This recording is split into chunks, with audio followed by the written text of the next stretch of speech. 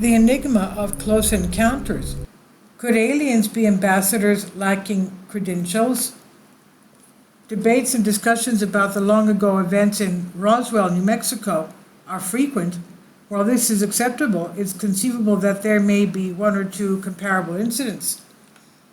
On August 9, 1762, in Lausanne, Switzerland, an observer named de Rostad, using a telescope to view the sun, noted its unusually dim and pale light. He observed that nearly a quarter of the sun's eastern edge was obscured by a nebula encircling a dark object.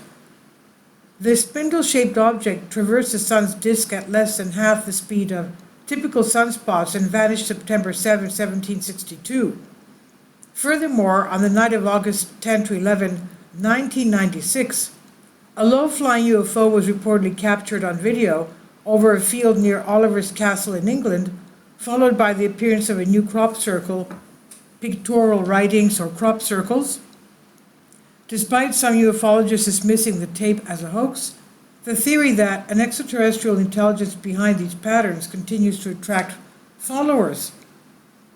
On August 25th and 30th, 1951, the newspaper Centaur Crossing reported that in Lubbock, Texas, hundreds of people, including astronomical observers, witnessed lights flying in a consistent uniform formation.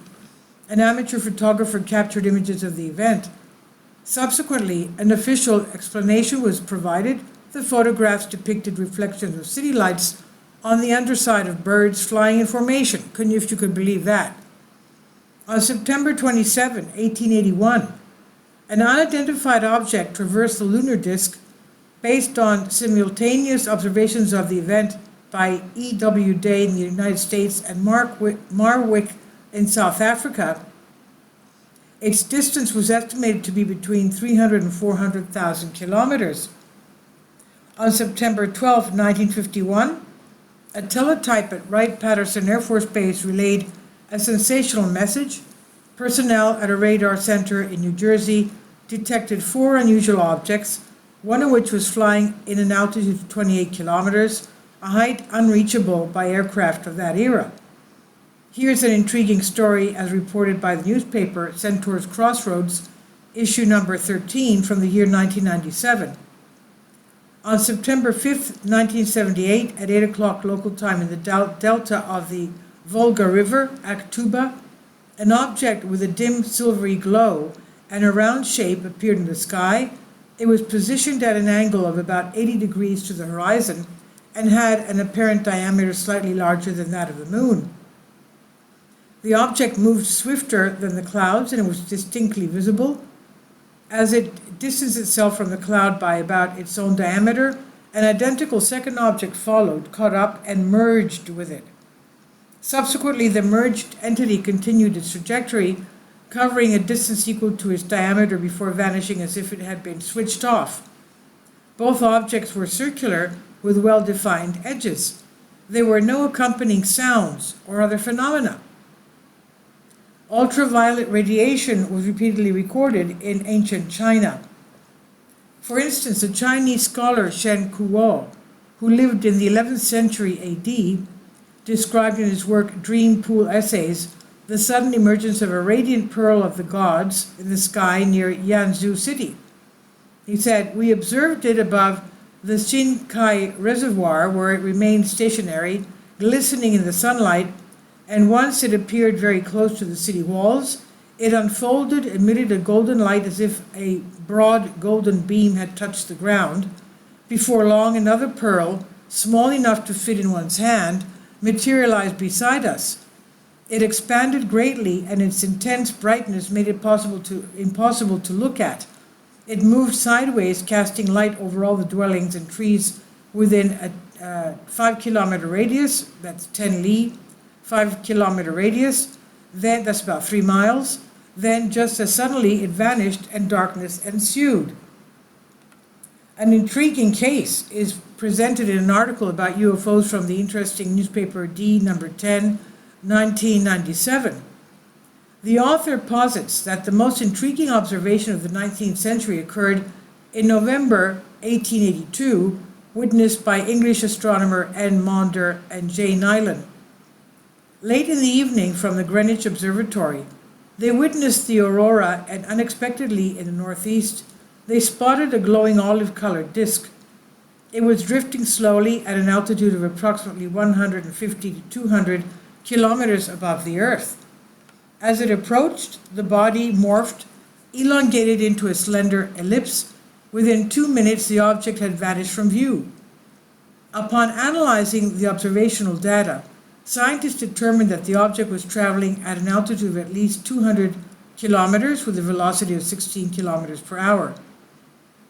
The object's dimensions were astonishing, approximately 110 kilometers in length and 15 kilometers in width. Despite its immense size, its true nature remained undetermined. During the nights of July 4th to 5th and July 17, 18 and 1990, a UFO was sighted over Yalta. It appeared around 10 to 11 p.m. and remained visible until 3:20 a.m., bearing the resemblance of a classic flying saucer with rays emanating from it. Between these two sightings, another phenomenon occurred over the same location on July 13, 1990 at 7:30 p.m., and again on July 18, 7:40 p.m., a bright silver-colored UFO appeared, and this time shaped like a cigar. Moreover, in July 1990, what local ufologists referred to as the main-based UFO made its appearance. Stars detached from this main object, which traversed the area, hovered over power lines and television antennas, and then rejoined the main base. Concurrently, significant disruptions were reported in television broadcasts, and unusual animal behavior was observed. On September 11, 1967, astronomers observed an object in the Mare Tranquillitatis on the Moon that appeared as a dark rectangle with purple edges. It traversed from west to east for approximately 8 to 9 seconds. The object became invisible near the terminator line, and 13 minutes later, close to the Sabine crater and within the sunspot's trajectory, a very bright light flashed momentarily. 20 days later, in the Sea of Tranquility on the Moon, Harris observed a luminous object moving at a speed of 80 kilometers per hour. The examples provided above are deliberately unsystematic and unconnected, reflecting the manner in which UFO information typically reaches ufologists. The volume of such information is vast. On average, semi-professional ufologists encounter 2,000 to 3,000 cases before reaching a point of saturation, and sometimes even more. This figure encompasses both genuine incidents and deliberate and accidental misinformation efforts targeting ufological researchers. Hence, the guiding principle for ufologists and neologics alike is to remain open to all possibilities, yet without withhold belief. Without serious and, where feasible, exhaustive analysis of the facts, it's indeed impossible to conduct a comprehensive examination of any UFO sightings incident. Such an endeavor is purely utopian. No matter the effort and the time invested, the number of questions only seems to grow. Even if it were possible to gather all conceivable scientific equipment at the site of a saucer sighting in advance, would that suffice? Debates frequently emerge from analysis of such observations, where subjective factors intertwine with objective ones. These are influenced by the individual's internal subconscious stance on the issue of UV radiation, as held by various enigologists or ufologists. This stance in turn is shaped by numerous factors, among which intuition is not insignificant. Let's delve further into the fact that occurrences in Mexico. In Mexico, the phenomenon is remarkable strength and intensity, has persisted for 6 years. And recently, in 1996, researchers obtained 5,000 video recordings of UFO flybys, with approximately 2,000 being of high quality. It's noteworthy that the frequency of mass sightings of these objects has risen in recent years. Additionally, the witnesses have included numerous aviators, police officers, military personnel.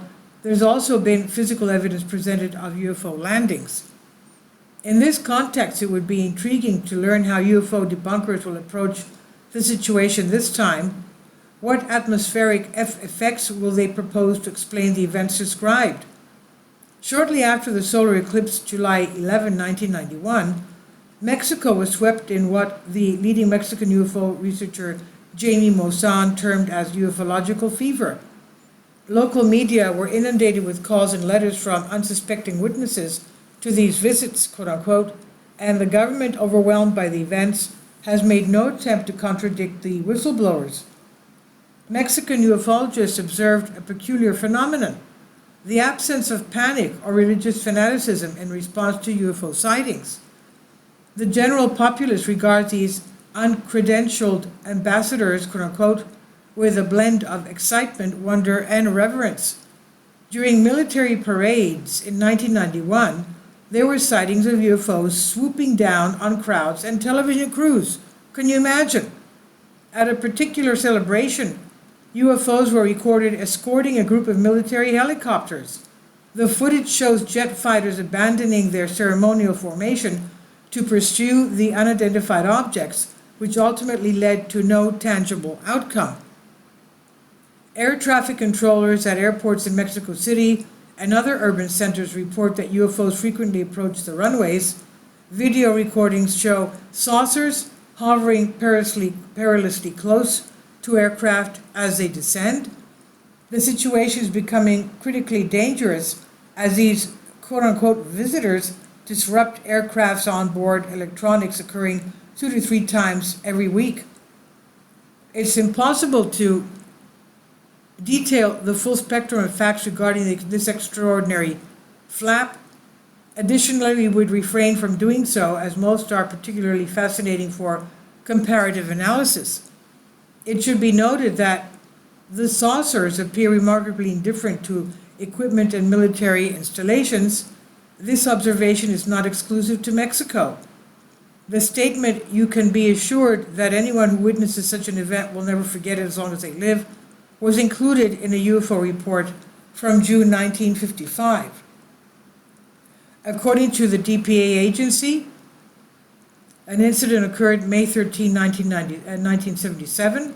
The crew of a British Airlines aircraft led by Captain Dennis Wood, a pilot with 20 years of experience, reported encountering 2 cigar-shaped UFOs during a flight from London to Faro, the southern Portugal, and made official records of the event.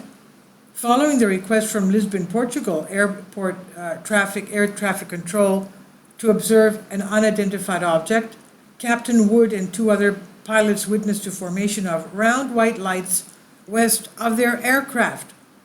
Subsequently, they observed 2 large cigar-shaped entities near the formation. Captain Wood later stated to the Associated Press, "These objects were large and resembled airplanes.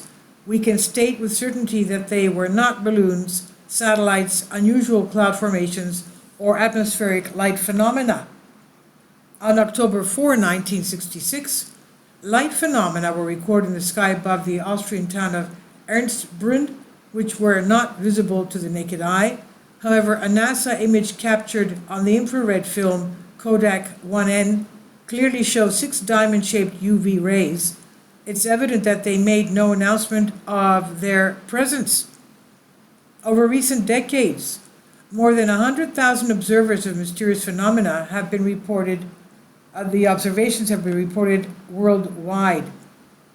The challenge lies not only in the investigation, but also in the simple classification based on certain characteristics. The term contact of the third kind refers to encounters involving not just UFOs, but also extraterrestrial beings that appear human-like. In essence, we are discussing various forms of contacts between UFO occupants, saucers, and humans, which are numerous. Individuals who have participated in such encounters are known as contactees. This appears to be the pinnacle of intrigue and excitement, rendering all previous discussions mere trivialities of life. The contactees are here and they have stories to share. However, after reviewing numerous reports on third kind contactees, we're consistently being left with an odd subconscious feeling. It's akin to the letdown of an audience member who anticipates a performance by renowned artists only to encounter ordinary apprentices from a lackluster provincial company. Perhaps our luck is lacking in this aspect, or it could be a gut feeling of letdown stemming from realization that the stories of the contactees are merely mediocre. It was at this juncture that some of us came to believe that the contactees are at best being fed a contrived scenario of contact that bears no resemblance to the actual situation. Often individuals can only express the beliefs with which they have been indoctrinated. However, the truth usually lies somewhere beyond these imposed perspectives. And this is on Solask. Please leave your comments and thank you for your support. Finally, support my Patreon account. The daily posts are 5 videos daily, and they are totally different from what I have on my YouTube channel. Thank you so much for your support and that you find all my content so interesting. You'll find the Patreon account details in the description box below.